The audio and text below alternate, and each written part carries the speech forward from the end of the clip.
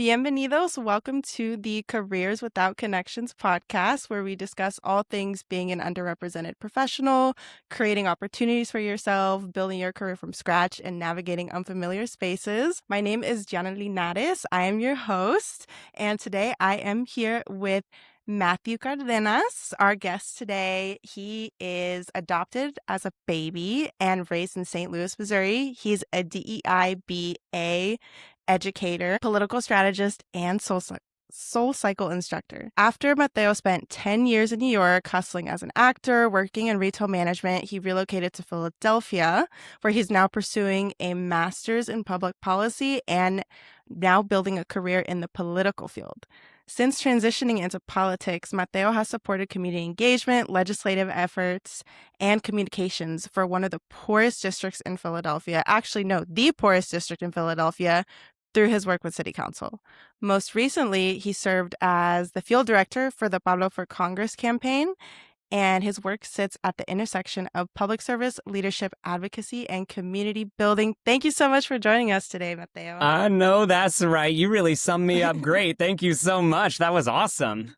I was like, damn, I've done a lot, huh? Yeah, you have. You have. So, Matteo, you obviously come from a uniquely diverse background, not only because of your ethnicity, but because of your upbringing coming from an adoptive family in the Midwest. One time, I Yeah. distinctly remember you telling me that for the first several years of your life, you had no idea that you were Mexican and you didn't know like anything about your heritage, hadn't had any exposure to it. It's true. So, how has that experience shaped you in a personal and professional level? Yeah, well, like, first of all, thank you so much for having me. This is so exciting. I'm like so proud to support you. I feel like you and I, in the time that we've known each other, have already started like really take things off. And I'm just so proud to see you and everything your accomplishment. And I'm so happy for us to be reunited. To answer the question, it's true. So I grew up, both of my parents were served in the military during Desert Storm, and they're both white, and they adopted me, this little Mexican kid who was born in a border town in South Texas.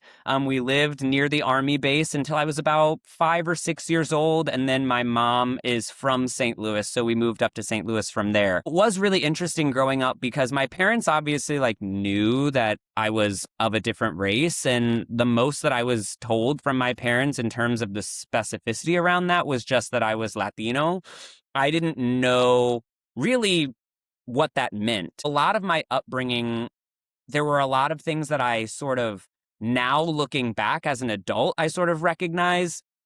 But as a kid, I really didn't have any idea that I was Latino, that I was Mexican, that I really had a place within the sort of Latino diaspora. I wasn't raised speaking Spanish. You can imagine in the state of Missouri, at least when I was growing up, it seems like the community is building up a lot more now. But when I was there were barely any Latino people. There was, a Mexican restaurant around, but like it wasn't something that I grew up being a part of. As I grew up and got older and started thinking about my identity as an actor, that's like the first thing that you have to really understand is like, who are you and how can you market yourself and get cast in a sea of people who are dreaming to be actors? I remember before I was adopted, my name was actually Abel Cárdenas. When I was adopted, it was changed, but I decided later in life, when I was about 22, 23, and moving to New York City to pursue acting, to add the Cárdenas back into my name. So I got rid of my adopted last name and added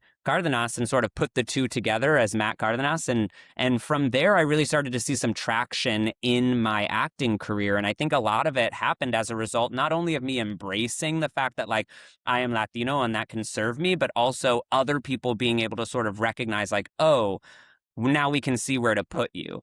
Now, that has a downside, right? Like, as a Latino in the entertainment industry, you can only imagine the type of roles that I was sort of forced into, but it really informed my identity in terms of like how I wanted to interact with it. And it actually wasn't until I moved to Los Angeles and I had a really bad encounter with somebody saying a lot of really negative racist things towards me for being a Mexican person that I had that sort of light bulb moment of like, oh, when I go through the world, they don't see this kid who was raised in the suburbs. They see a Mexican person. And I think that was the big click for me where I not only decided to take that into how I informed my acting career, but now how I'm informing my political career. It's very interesting that, to your point of when decided to embrace my last name, that benefited you, because we've heard about those research studies of you put a pool of candidates with more typical Caucasian sounding names, and they tend Mm-hmm. to get a lot more follow-ups and more attention. Mm-hmm. And so it's interesting that your first point that you said, I was like, that's really interesting. But then you were like, well, here's the downside. So Right. I That's could what I was totally gonna see. say. Yeah. Hmm. Is that like it is the type of thing where it's like, okay, now I'm technically being paid as an actor more, which is like great because as an actor, back in my day, we were sort of taught like it's a 98% unemployment rate within that industry. You take any job that comes your way because it could very well be your last. And so as a Hmm. young kid who grew up in Missouri and found my way to New York City and decided to like try to make it big in that city, and I started getting offers to perform, it didn't even register with me that it was like, oh, we're only sending you in for like this, or I'm only getting callbacks for this. I was just happy to be able to be out there performing, and I was lucky enough that I was able to do that and make money doing it. So at first, it was definitely like, oh, yeah, now I'm getting noticed. But then I started to sort of sit with and understand why it was I was getting noticed. And it all sort of lent itself to like, oh, we have this one random Latino role that we need to fill, and you can do that, and we don't have to cast like a white person to do it. We can just cast an actual Latino person to do it. Here you go. And it was just like the advantages and disadvantages, because there is that advantage to like actually getting work, but then the disadvantage of being like, oh, well, I'm fully being tokenized. And that was a time in the industry where the conversations were not happening in the same sort of robust way that they are now in terms of casting. This is a really good segue into my next question, which I wanted to ask you. The fact that you've worked a variety of sectors and the way that you're describing this experience in the acting sector, which is pretty niche, you could say, like to your point of 98% employment rate, it takes a certain type of character to be willing to put yourself in that space and Oof. pursue those types of dreams. Oh, yeah. And so I was curious to hear, you've already kind of touched on how your identity has shaped your experiences in the acting industry, but how do you feel like you've been received in the political sector? Do you feel like you now, especially having really stepped into your identity and embraced it, do you feel like you're received pretty differently in the political field? Yes and no. I was just having this conversation with a friend of mine the other day because as proud, there are few things in this world that I am more proud to be than being Mexican. I am so blessed to have that blood running through my veins. And I am so blessed to have that type of connection to that culture, which is so strong and so powerful and means so much to me. But I don't speak Spanish, and I wasn't raised speaking Spanish. And in the political field, a lot of times when places are looking to hire Latinos, it's because they're trying to communicate with Latinos. And when they're trying to communicate with Latinos, they need somebody who can do it in Spanish.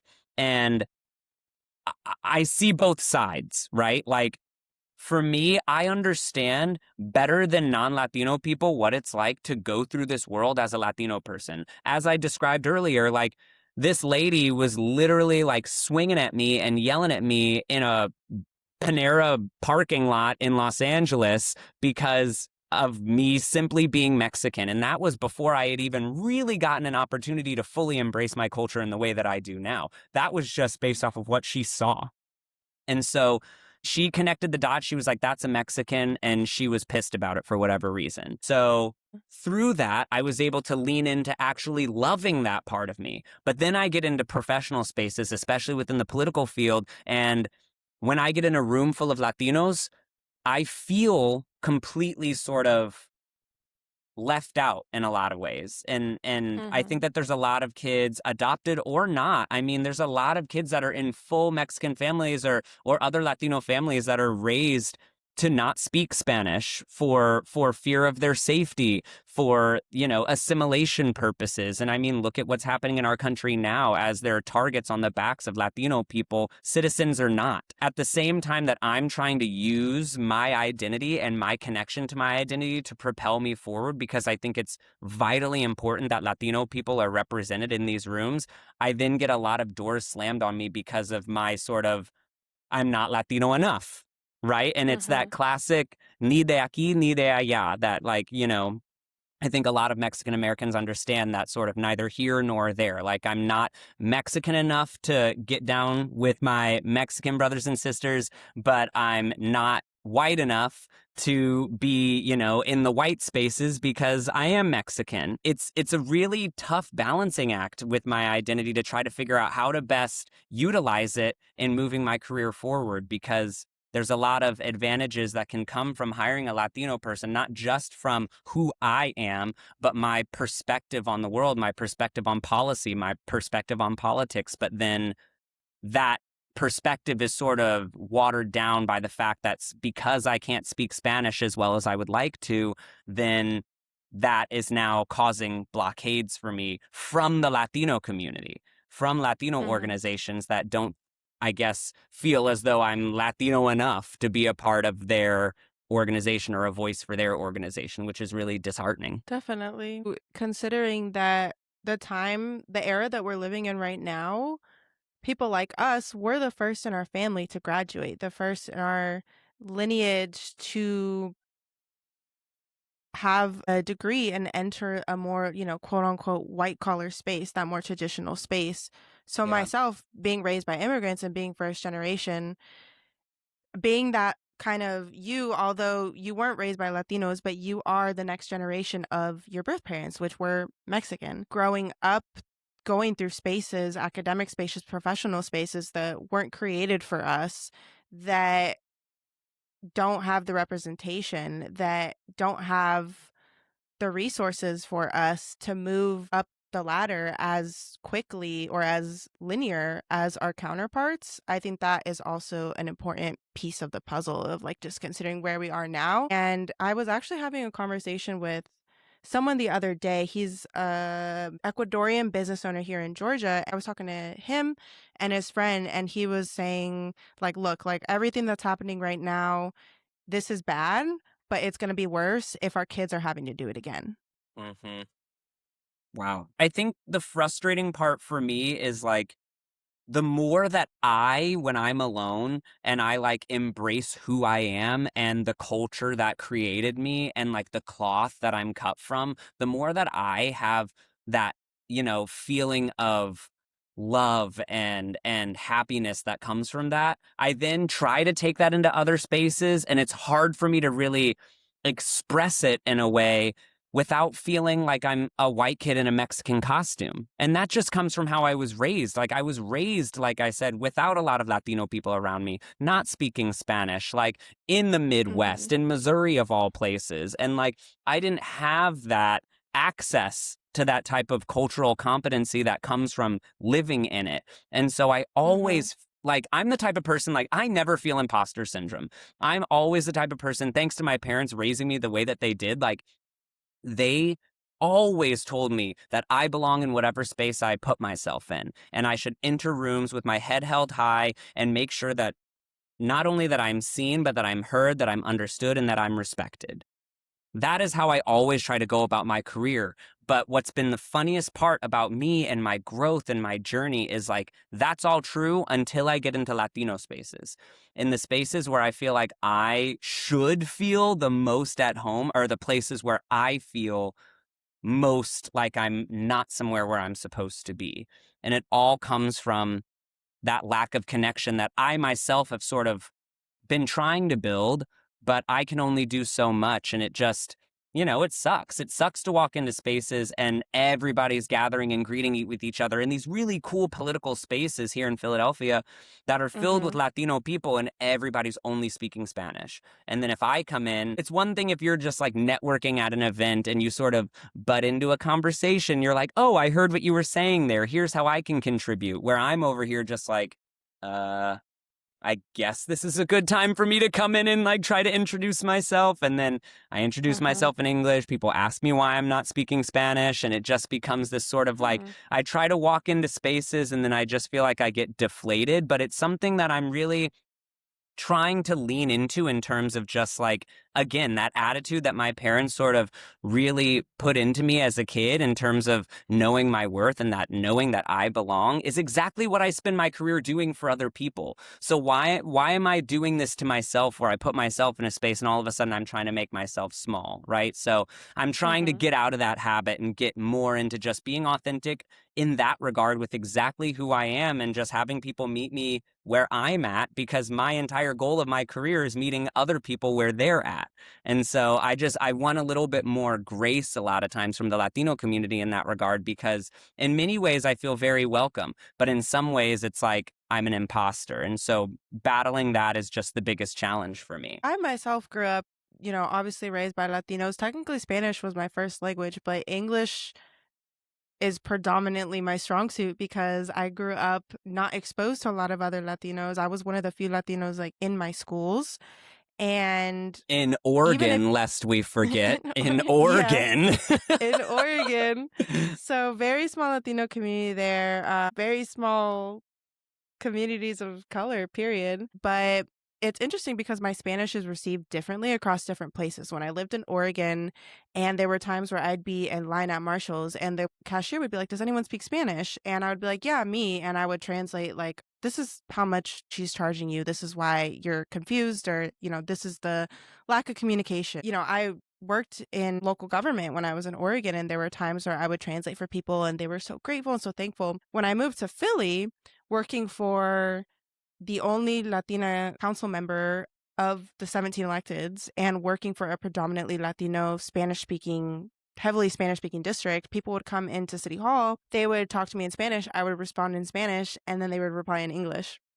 Mm. And here in Georgia, I'm definitely still getting a feel for that. But I remember my first Hispanic Chamber of Commerce event that I went to. People were so kind and so welcoming. And they looked at me super sweetly in the face and smiled and said, "We can speak in English." Like, but they were like, I But think I the love difference. that they did that, though. I love that they did Yeah. that because Hmm. sometimes it's not so cute, and I think there's something to be said about people understanding like how big and grand the Latino diaspora is, not just in the United States, but like in the district in which we met working here in Philadelphia. Like that's predominantly Puerto Rican. And Puerto Rican is Hmm. just a different type of Spanish, a different type of slang, a different culture than it Hmm. is in Mexico or Ecuador, Guatemala, Hmm. Nicaragua. Any of these places have their own sort of unique slang and cultures that inform that specific, state or country or region of those areas. But like when you take it into a different place, all of a sudden it's like, oh, well, now there's a different, dynamic Hmm. between our Spanish. Even though you can speak Spanish, it was like, I guess we're just going to Yeah. speak in English or whatever it might be. It's like, it's Right. important for people to understand how broad that is, that speaking Spanish Yeah. doesn't necessarily mean the same thing from person to person to person. Yeah, the other day I played a Spanish movie with my mom, who was born and raised in Veracruz in Mexico, and she prefers to speak in Spanish. Her and I always talk in Spanish. I play this movie. It turns out all the actors are Dominican, and she's like, "Turn it off. I don't understand what they're saying." And when I moved to Philly, that was really my first exposure to different Latino communities. I'd really never had a big exposure to the Puerto Rican and Dominican community, to your point. And I was thinking to myself, what happened to my Spanish? Is it really this bad? And then later on, I was talking to someone else about it. They were like, no, our dialect is just very different. Even like some of the words that they use, for example, in Puerto Rico, tres leches cake, or like I think a little piece of cake in general is, they'll call it bizcocho or bizcochito. And I was telling That my means dad, something very different in. my dad's from El Salvador, and he was like, "Who taught you that?" I was like, "The councilwoman. The councilwoman taught me that word today." And he was like, "Don't say that if you go to El Salvador." He was like, Yeah, yeah, he was yeah. laughing, but Yeah, that's so funny. And it's mm-hmm, things like that. Even for me, like where English is my first language, English is the language that I do most of my communication in. I've been trying to incorporate Spanish a little bit more here and there because I feel like the only way for me to get better is to practice. So I'm trying to do it a little bit more, but it takes a lot of confidence to just sort of walk into a space and just like try to engage in a language that isn't your own. But then how awesome is that perspective for me, I feel like, to have when I think about people who are coming to the United States and building entire lives and taking care of their kids and doing Mhm. anything and everything they can to give themselves a better life, all while not speaking English. I can't imagine. I can't imagine what that would be like if somebody just up and put me in Japan and was like, nobody speaks English, figure it out, right? Like, that is such a Yeah. crazy, crazy sort of, social experiment I'm like having to put myself through. And I think at least in my regard, it's like really helping me understand the sort of real on the ground challenges that people who are migrating to the United States or seeking safety in the United States are really going through day in and day out, and that generations have gone through, like it is really, really wild and humbling to say the least. But that's why in my career now, I'm really trying to get over myself and be like, the things that I think are so challenging, like, I get to look around at this like apartment that I live in Philly, and like I spent 10 years of my life in New York City, and like I've had such a blessed existence, and I've never lost sight of understanding my privilege, but now it just sort of really puts it into a new perspective as I'm trying to navigate this new chapter in my identity, that I can really hope to create an even stronger sense of empathy for those who are coming here from all over the world trying to make their lives better. Absolutely. That was very well said. On the topic of learning Spanish and trying to be welcomed into those spaces through the use of Spanish, at what point in your life did you feel like you started being really intentional about connecting with your culture?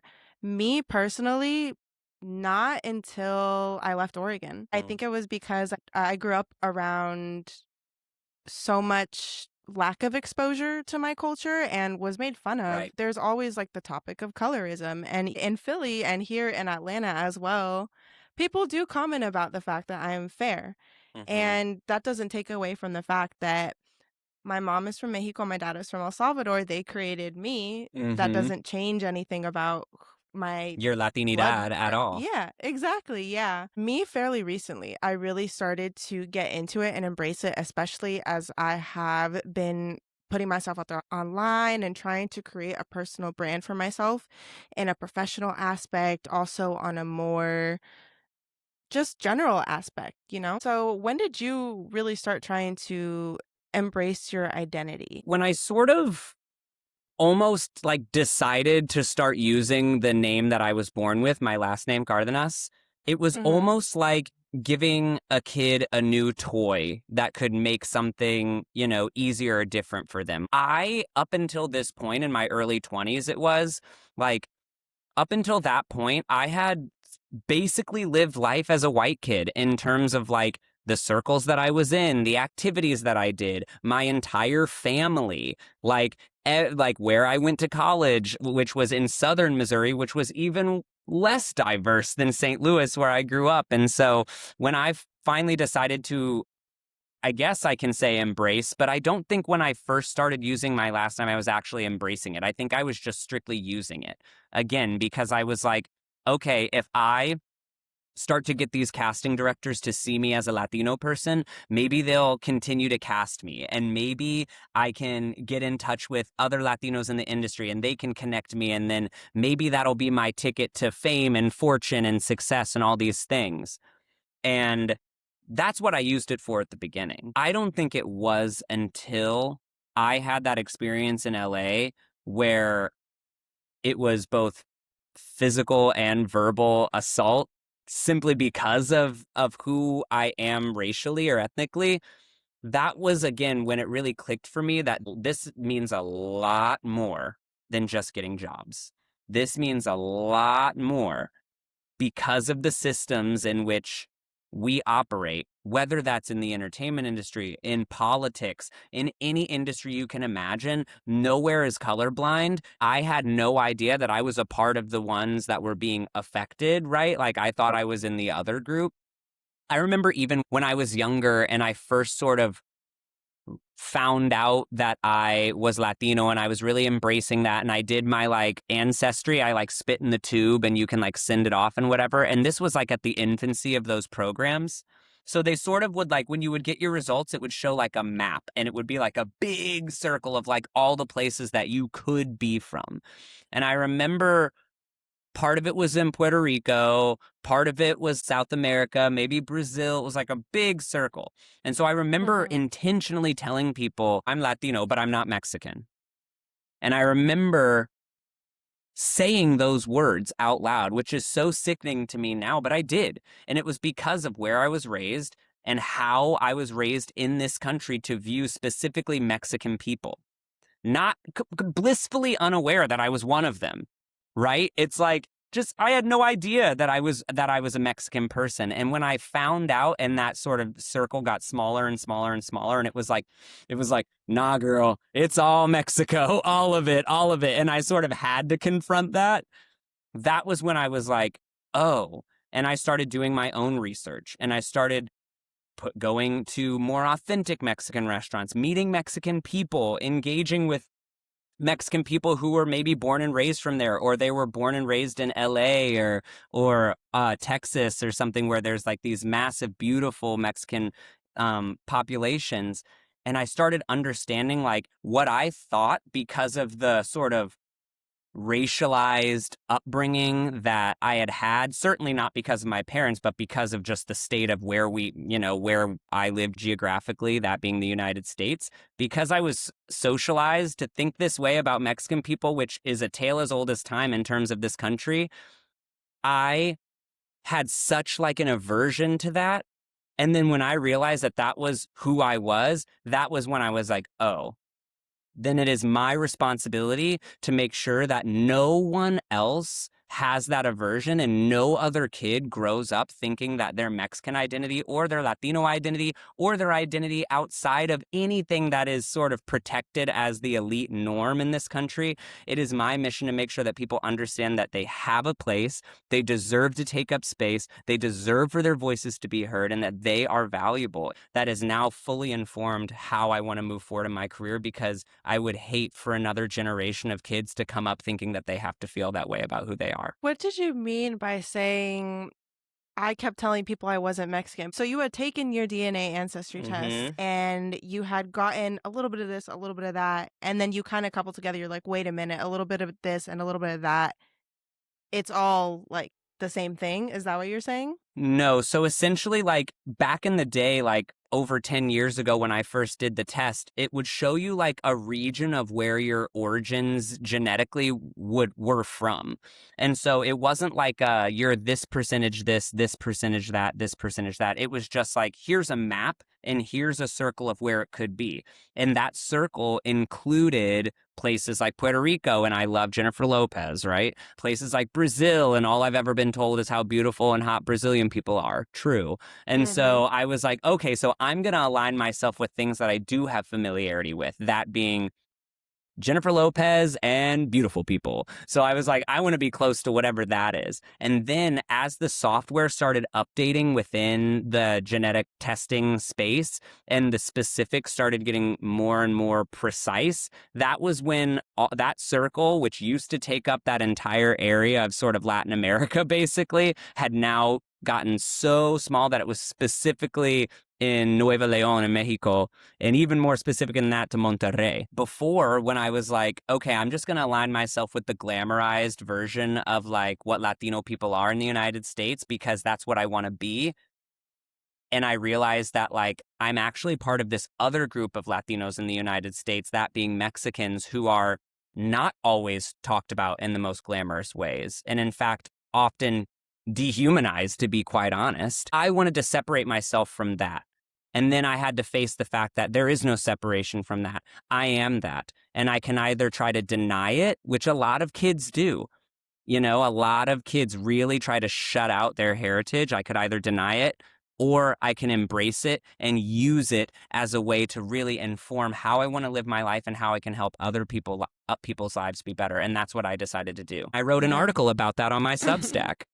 Okay. Everyone will hear details about where to read that when Yeah, we yeah. conclude the podcast. So you got to stay tuned for that. But piggying back off of what you just said, I think there's also the piece to consider, which is growing up, you are conditioned to stay affiliated and stay as closely connected to what is considered good or normal or the status quo. For someone like you, to your point of this was the very early starts of the DNA testing and things weren't super clear for you yet, but you were like, okay, Latin America, this is what I know, this is what's popular, this is what I like, this is what I'm going to identify with, this is what I know from the general consensus of what I'm hearing in conversations in the media, from what I'm seeing, this is what isn't liked, and that's why I want to stay far away from that. I definitely feel like growing up, I strayed away from my culture. I'm not proud of it, but I remember being embarrassed to speak Spanish in public with my mom. I didn't want to respond to her in Spanish. I used to really not like my features, and that was in part because all the people that were being advertised in the media and the commercials in the beauty world and the girls immediately around me in my social circles, that all the boys were saying, this is the pretty girl, this is the girl I want to date, she's so this, she's so that, looked absolutely nothing like me. Another interesting consideration that I've had before is I remember being younger and when the YouTube beauty era was really popping off, before people even really started making money off of YouTube, I think. I remember watching the trending videos of how they were doing their hair and their makeup, and I would try it on my hair and I would try to do the makeup on my, with my features and with my complexion. And I was like, this looks terrible. I think a lot of that just ties into the topic of representation, but also the topic of exposure to those things and Yeah. having that positive exposure and seeing that, okay, that was really wonderful. And that wasn't as negative of a connotation as the public has made it out to be. Right. And that's actually something that I align with and that I may directly connect with, that I want to continue to seek out. Yeah, I mean, you're absolutely right. Like, just the sort of standards of beauty, the American standards of beauty that we were inundated with. Like, I was born in the early 90s. When I was growing up, like, what sort of Latinos did I have to, like, look to on television other than the George Lopez show? Like, I didn't loved have that show I growing up. loved that show. And And I was again, like, in a White House, and I was like, for whatever reason, I was yeah. drawn to that show and I just loved watching it. And at the time, I didn't know why. And, it Yeah. is perhaps because I sort of saw myself a little bit in those people. But you and I, we didn't grow up with like a huge amount of Latino representation. And luckily, we're seeing a lot of that change now, particularly in music with Bad Bunny and Karol G, but also in the entertainment industry as a whole. In politics, we're seeing a little bit more movement there. And, to be quite honest, Latinos are the last sort of like swing voter bloc that even exists in this country anymore. We're seeing a lot of changes, but it's hard to imagine, and this has been said time and time again, but it's so true, but it's hard to imagine what you can achieve if you don't see it being done by people that you resonate with or that look like you. As a young girl, trying to do makeup fads on you and feeling like this isn't made for me, well, it's because it wasn't. The shittiest part of it all is like, I would do the same things of like trying to fit in, even with my sort of like white family and my sort of suburban upbringing. There were times where, like, in the summer when I get darker, if I'm holding hands with my mom, we would get looks, sort of wondering, like, what is that dynamic? Like this middle-aged white woman and this, young Latin boy who's like her son, like, what is that? And I remember seeing those looks as a kid. Even now, like, as an adult, a gay man in my 30s, if I go out to eat with my dad, who is like a white man in his 60s, you can imagine small ethnic boy with an older white man. There's a lot of conclusions that are drawn, and I can see when people are looking at us, and I can't even go out to dinner with my own father without these sort of ideas that come from the fact that people are not exposed to the type of representation, not just Latinos, but other people are exposed to seeing us as just normal, everyday people, just like everybody else trying to get by. Yeah. Specifically talking about representation, even now I'm looking for like a new hair product and I look up products for Latina hair. I still can't find it, but the representation is increasing thanks to creators like us who are sitting down having these conversations. We just happen to record it and put a mic out, but I've been looking intentionally and finding more Latinos from backgrounds like mine. For example, I watched one the other day. It was with someone who, the main creator Latina, she was like a personal branding person, and her guest was a PhD graduate. A lot of the stuff that they were saying, the issues that she was describing while she was going through school and navigating school, the lens that she was able to talk about the barriers that she faced and how she overcame them resonated with me so deeply because it was just the uniqueness of it.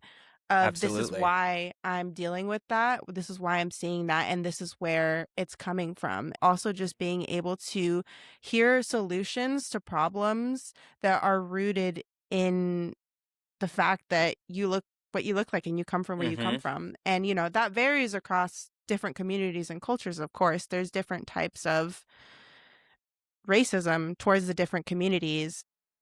And that's one of the reasons why I decided to like pursue public policy, is because I know the people who were in the room when those policies were created, which, you know, eventually evolved into legislation, and I know who wasn't. And most of the people who were in those rooms did not look like you and me. So I think it is vitally important for people who look like us, who have lived experiences like ours, to be in those rooms, because you have to inform policy from a perspective of people who have actually lived the lives that you're trying to improve. Like, if you are a white representative and you only have, you know, white people working for you, you're only going to get the white perspective. That's because none of you have the perspective of anything else. I will only ever have the perspective that I have as, you know, a gay Mexican American, et cetera, sort of intersectional identity, whatever. I will only have that. But that is a very valuable perspective, as is your perspective and other people who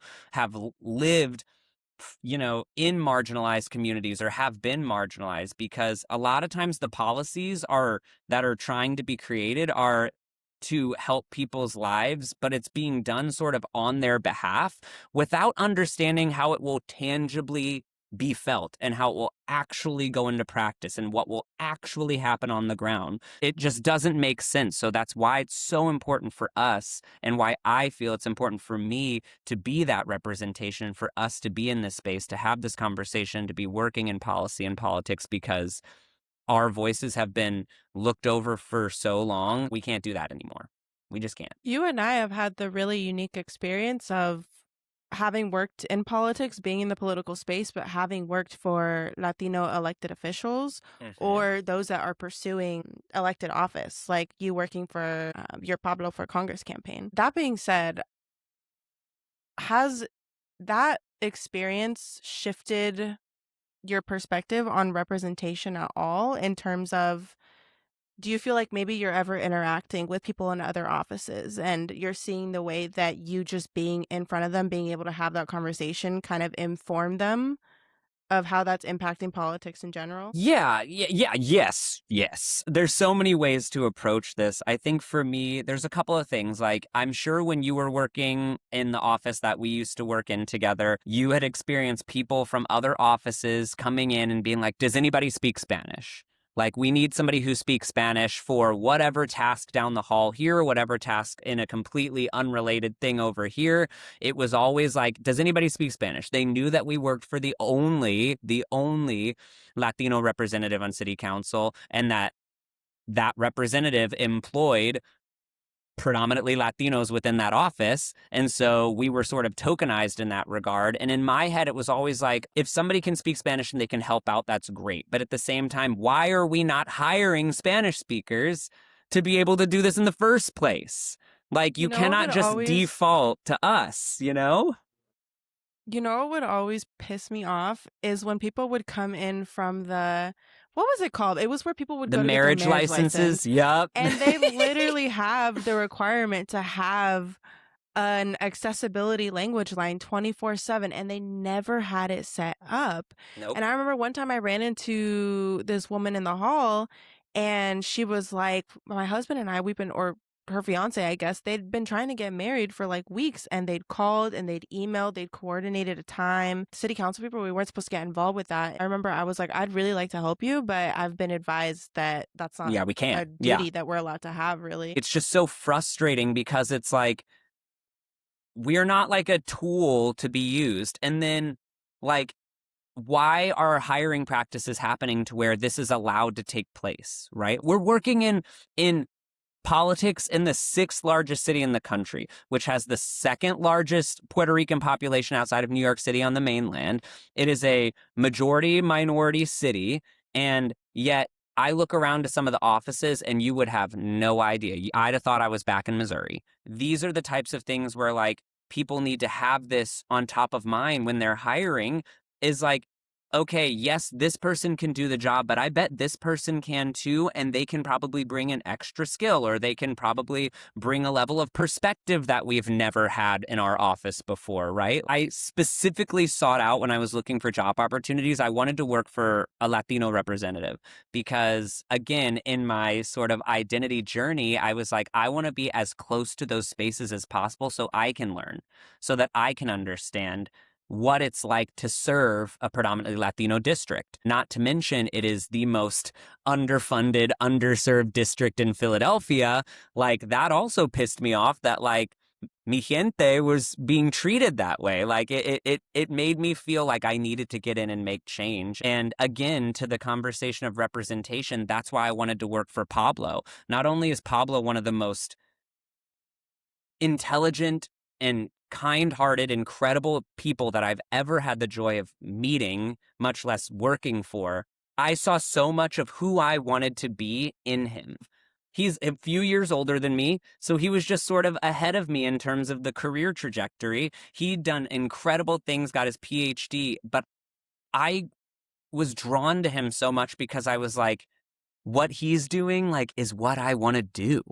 That is what I want to do. And it was so cool to see somebody who I could see myself in and resonate with. And again, I'm Mexican, he's Puerto Rican, but the fact that there is like that sort of common connection that we have as Latino people to sort of love the success of our fellow Latino people, and seeing what he was doing, and it made me believe that I could achieve it. And that is why I feel so passionately about being that person too, right? I always want to be that person that people can look to and say, if that scrawny little Mexican kid from Missouri can make people's lives better, then maybe I can too. That's why I was drawn to working with Latinos in elected office or pursuing elected office, because it creates that representation, it creates that vision and that idea of possibility for other Latino kids who are thinking that that could be something that they want to do, and they see that they can because those people exist. Exactly. Me now being on the flip side of stuff, having moved away from Philly and now reintegrating in a different state where I'm almost never run into Latinos in the political space, not just people who are staffers who are working, but I remember I ran into a couple of state representatives and I met all the Latino state reps in the span of In like one 30, go. 30 minutes. Yeah, Yeah. yeah. I was like, oh, there you are, there you are. But Matteo, we've been chatting for a minute, but I wanted to close out the episode giving people the chance to hear about how they can keep up with you. Is there anything that you're working on right now that you're excited about, and how can they stay connected with you? Yeah, so social media, I'm the Matt Cárdenas, Matt Cárdenas, the one and only. On Instagram is where I'm most active. I'm not the most active poster, but I do put a lot of shit on my stories, and I really try to get a lot of the projects that I'm excited about. I really promote on that platform, so you can always give me a follow there. In addition to that, I do have my Substack. I was writing a lot last summer, and I released like a ton of articles that I was super excited about, and then life happened and it sort of fell off. But I'm using this moment now to hold myself accountable and say, go read my Substack articles, and there will be new ones coming out. I just want to be able to put my thoughts out there in a way that people can hopefully understand, they can get enthusiastic about, and then find ways to sort of affect change, positive change in their communities. That would be the best way to stay in touch with me. If you're in Philly, come by Soul Cycle. I'm teaching classes. If you want to come and take a class with me, I'm always, always, always happy to bring in new people who are looking to enter that realm. Just stay in touch and try to get involved. That's what I'm trying to do, and that's all we really can do at the end of the day. Wonderful. Thank you so much for joining us, Matteo. Yes, you're the best. Thank you.